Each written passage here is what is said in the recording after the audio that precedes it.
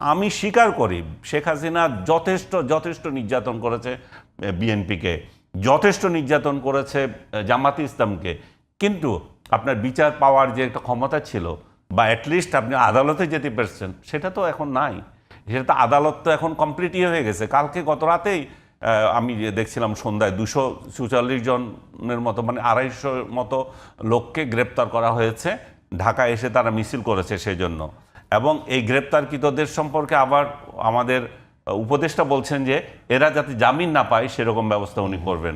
তো তাহলে আইন আদালত কোথায়, রাষ্ট্র কোথায় এখানে? জামাতের যে পরিমাণ শতাংশের কথা বলা হচ্ছে 30-33%, মানে এটির কারণ কি? মানুষের মনে কি পরিবর্তন আসলে হলো?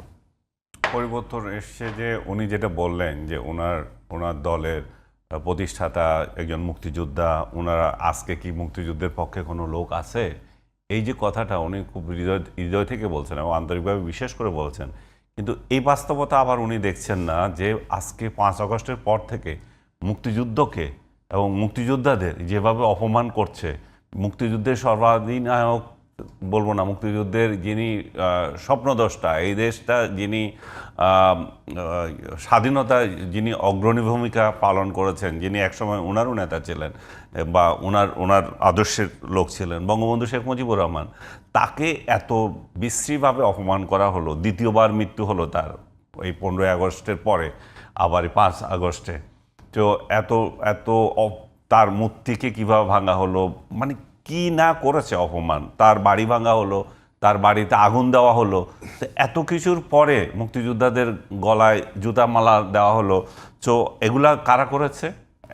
এগুলা করেছে এনসিপির কিছু লোক করেছে, মনে করেন জামাত করেছে। আবার উনি বলবেন যে না আমাদের লোক করে নাই, কিন্তু উনারা কি এটার কোনো প্রতিবাদ করেছেন? মুক্তিযুদ্ধের লোক হয়ে থেকে উনারা আওয়ামী লীগ এবং মুক্তিযুদ্ধ দুটাকে ঘুলিয়ে ফেলতেছেন। আওয়ামী লীগ আর মুক্তিযুদ্ধ, আপনি আওয়ামী লীগকে ইয়ে করেন, তার রাজনীতিকে আপনি মাটিতে মিশিয়ে দেন, কিন্তু আপনি মুক্তিযুদ্ধকে যখন অপমান করছে, আবার আপনি যদি মুক্তিযুদ্ধের একটা দল হয়ে থাকেন, সেটা তো প্রতিবাদ করতে হবে। এখন মানুষ দেখছে যে বিএনপি আর জামাতের মধ্যে তো কোনো পার্থক্য নাই। জামাত যদি শুধু বলে যে আমরা মুক্তিযুদ্ধের সময় 71 সালে যা অপকর্ম করেছিলাম তার জন্য ক্ষমা প্রার্থী, এবং মাঝে মাঝে একটু মানে একটুখানি মুখ দিয়ে বলতে চায়ও, কিন্তু সেই চাওয়াতে হবে না, তারা আনুষ্ঠানিকভাবে তাদের দলীয় সিদ্ধান্ত নিয়ে এবং করতে হবে। শোনা যায় যে সেরকম পরিকল্পনাও তাদের সামনের দিকে আছে। থাকলে যদি থাকুক, তাহলে তো ওনাদের সাথে তো জামাতের আর কোনো পার্থক্যই থাকবে না। তো সেই ক্ষেত্রে আমি কেন চাঁদাবাজের একটা দলকে ভোট দেব? আমি তো যারা সৎ নেতৃত্বের কথা বলে তাদেরকে ভোট দেব, যারা আমাকে সুখে দুঃখে একটু দেখবে তাদেরকে ভোট দেব। উনি এবং এনসিপির, আমি ওনার কথা এই জন্য বলছি যে ওনার দল এবং এনসিপি বারবার এই কথাটা বলে, জামাতও বলে এটা, যে ওবায়দুল কাদের বলেছিল 10 লক্ষ লোক মারা যাবে, তোফায়েলও নাকি এরকম কিছু বলেছিল। কই 10 লক্ষ তো মারা যায় না, তার মানে সংখ্যাটা 10 লক্ষ হয় নাই মৃত্যুর। এই জন্য ওনাদের এখন আফসোস রয়ে গেছে। আমি কালকে আওয়ামী লীগের একটা ইয়ে থেকে দেখলাম মোর দেন 56 অর মানে তাদের নেতাকর্মীদেরকে হত্যা করেছে যে 5 আগস্টের পর থেকে। এটা আপনি দেখেছেন কিনা জানি না, একটা তালিকা তারা বের করেছে। এই তালিকাতে তাদের একদম নাম, গ্রাম, তার ঠিকানা, কোন ইভেন্টে তাকে হত্যা করা হয়েছে সব আছে। 100 না, 100 নিচে এই সংখ্যাটা। তাহলে ওনারা এই 100 হলো কেন? সেটা 10 লক্ষ হওয়া উচিত ছিল। সেই জন্য ওনাদের আফসোস যে 10 লক্ষ তো হয় নাই। হ্যাঁ, তো এটা নিয়ে তো আফসোস করার কিছু নাই। উনি ডিসপ্লেস বলে একটা কথা আছে, রিফিউজি, একটা 2 ধরনের আছে, রিফিউজি আর একটা হচ্ছে বাস্তুচ্যুত হওয়া। আপনি বাস্তুচ্যুত হওয়া মানে হচ্ছে রিফিউজি না। রিফিউজি হচ্ছে আপনি আপনার বাসস্থানই নাই। আরেকটা হচ্ছে যে আপনার বাসস্থান আছে কিন্তু আপনি সেখানে থাকতে পাচ্ছেন না, ডিসপ্লেস হয়ে আপনি অন্য জায়গায় গেছেন। আজকে বাংলাদেশ আওয়ামী লীগের কমপক্ষে 2 কোটি লোক বাস্তুচ্যুত অবস্থায় আছে। তারা নিজের বাড়িতে থাকতে পারছে না, তারা নিজের বাড়িতে শান্তিতে ঘুমাতে পারছে না, নিজের মা বাবাকে দেখতে পাচ্ছে না। যখন তারা দেখতে যাচ্ছে তখন তাদেরকে হত্যা করা হচ্ছে, তাদের বিরুদ্ধে ভুয়া মামলা দিয়ে রাখছে, এবং এই ভুয়া মামলা যতগুলো আছে এই ভুয়া মামলা 100 ভাগ লোক বলবো না, 90 ভাগ বিএনপি লোকরা করেছে। তাহলে আপনি যে এরকম একটা পরিস্থিতি তৈরি করে দিয়েছেন, তখন যে আপনি বলেন না আমরা তো ওদের মতো করি নাই, আপনি কম করেছেন কোথায়? ওরা তো আপনাকে ঘরে থাকতে দিয়েছে, আপনাকে জেলে দিয়েছিল, আপনি তাদেরকে জেলে দেন। আপনি তো জেলে দিয়েও শান্তি পাচ্ছেন না। জেলে যখন যাচ্ছে, হাবিবে নিজে বলুক কতবার উনি পেয়েছেন, জামিন পেয়েছেন, জামিনে কি ধরনের বাধা হয়েছে আমি তো দেখি না। এখন তো আপনি আসামি হয়ে যখন আপনি কোর্টে যাচ্ছেন তখন আপনার উকিলকে মারতেছে, আপনার উকিলও পাচ্ছেন না, আপনি উকিল যারা আসতেছে তাদেরকে ডিম মারতেছে। আসামি হয়ে আপনি গেলেন, হেলমেট লাগিয়ে আপনাকে রাখতেছে, আপনাকে আঘাত করতেছে। এই পরিস্থিতিগুলো কি আসছিল শেখ হাসিনার আমলে? আমি স্বীকার করি শেখ হাসিনা যথেষ্ট নির্যাতন করেছে বিএনপিকে, যথেষ্ট নির্যাতন করেছে জামাতে ইসলামকে, কিন্তু আপনার বিচার পাওয়ার যে একটা ক্ষমতা ছিল বা অ্যাটলিস্ট আপনি আদালতে যেতে পারছেন সেটা তো এখন নাই। সেটা তো আদালত তো এখন কমপ্লিটই হয়ে গেছে। কালকে গত রাতেই আমি যে দেখছিলাম সন্ধ্যায় 244 জনের মতো, মানে 250 মতো লোককে গ্রেপ্তার করা হয়েছে। ঢাকা এসে তারা মিছিল করেছে সেই জন্য। এবং এই গ্রেপ্তারকৃতদের সম্পর্কে আবার আমাদের উপদেষ্টা বলছেন যে এরা যাতে জামিন না পায় সেরকম ব্যবস্থা উনি করবেন। তো তাহলে আইন আদালত কোথায়, রাষ্ট্র কোথায় এখানে? আর আপনি আরেকটা কথা বলছেন যে ইয়ের কথা, যে চাঁদাবাজি, যে অভিযোগটা আমি এটা খণ্ডন করেছি। চাঁদাবাজি আসলে ওনার লোকরা করছে, কিন্তু সেটা অতিরিক্ত। চাঁদাবাজির একটা ইয়ে আছে, চাঁদার একটা কোটা আছে। এখন কোটা ছাড়া হয়ে গেছে। শুধু তো ওনাদের দলে না, জামাত ইসলামও যাচ্ছে, এনসিপিও যাচ্ছে। এত কোটা তো আর যে দিবে সে তার কাছে তো এত কোটা নাই। আবার ওনার দলের 3 গ্রুপ যাচ্ছে, এটাই হচ্ছে সমস্যা। চাঁদাবাজি কোনো সমস্যা না, চাঁদাবাজি ইহকাল থেকে হয়েছে। আওয়ামী লীগের আমলে ছিল যে আমরাই চাঁদা খাবো, তোরা আর কেউ নাই এখানে। এখন তো সবাই চাঁদাবাজ।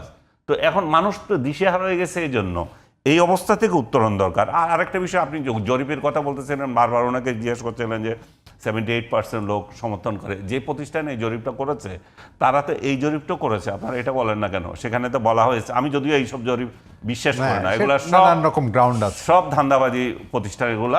ওই ধান্দাবাজি প্রতিষ্ঠান আবার এটাও করেছে 45% লোক চায় যে আওয়ামী লীগ ছাড়া যে নির্বাচন হবে সেটা একটা গ্রহণযোগ্য নির্বাচন হবে না। তার মানে কি 45% লোককে তো আপনি বঞ্চিত করছেন, নির্বাচন করতে যাচ্ছেন, এবং 45% লোককে বঞ্চিত করে আপনি যে নির্বাচন করবেন সেটা কতটুকু গ্রহণযোগ্য হবে? আমরা এই আলোচনা শেষ করতে চাই। আপনি যে বারবার বলছেন নির্বাচন দেওয়া নিয়ে, নির্বাচন এই সরকার দেবে কিনা, নির্বাচন এই সরকারের দেওয়ার নিয়ত আছে, কিন্তু এই সরকার যে নির্বাচন করতে যাচ্ছে সেটা যে একটা ভয়াবহ দুর্যোগপূর্ণ, এটা কি বলবেন আপনি, ভায়োলেন্সপূর্ণ একটা নির্বাচন হবে তাতে সন্দেহ নেই। আর এবং এই সরকার এই নির্বাচন করতে পারবে কিনা সেটারও সন্দেহ আছে। আমরা শেষ করতে চাই। আমি একটু প্রিয় এই নির্বাচন নিয়ে দর্শক শ্রোতারা, আমি আমার প্রিয় সাংবাদিক আনিস আলমগীর একটা হাততালি দিই। মনে করে দিতে চাই, আনিস আলমগীর ভাই চিরাঙ্গে মৃত্যু হত্যাকে কেন্দ্র করে এসপির বউ বাবুল তার বউকে হত্যা করলো। 10 থেকে 15,000 দাড়িওয়ালা টুপি পরা জামাত বিএনপি গ্রেপ্তার হয়েছিল। কোন মাসে? রমজান মাস যখন চলতেছিল। কতবার চিল্লাই বলছি, দেখা যাবে শেষ পর্যন্ত বাবুল হত্যা করেছে, এর সাথে জঙ্গিদের কোনো সম্পর্ক নেই। তাই তো হলো। এই যে 15,000, 10,000, 15,000 মানুষকে বাণিজ্য করলেন এবং ইফতার খাইতে দিলেন না, সেহরি খাইতে দিলেন না, তারাবি করতে দিলেন না। শেখ হাসিনার ওই অপ্রশাসনকে তো আমি সমর্থন করব না। আমাকে সময় তো কম, বলতে দিন। ভুলে যান কেন? আপনি এখন ভুলে যাচ্ছেন, এখন আপনি ভুলে যাচ্ছেন। আমরা তো বিনা কারণে, আমি তো কয়বার আহত হলাম রাজপথে, আমি তো কতবার জেলে গেলাম বিনা কারণে। আমাকে তো বিনা কারণে টক শুনে সাজা দিল। আপনি কার সামনে কি কথা বলেন? আমি ক্ষত বিক্ষত রাস্তায় একবার কয়েকবার। আর এই যে আমাদের যে একজনের জামিন কতবার করে জেল গেট থেকে ধরে, আপনি জানেন? ওই যে 45% কথা 45%, ওইটা বলি মানে কি হবে? আরে 45% রাতের বেলা ভোট কেটে নিয়ে গেল।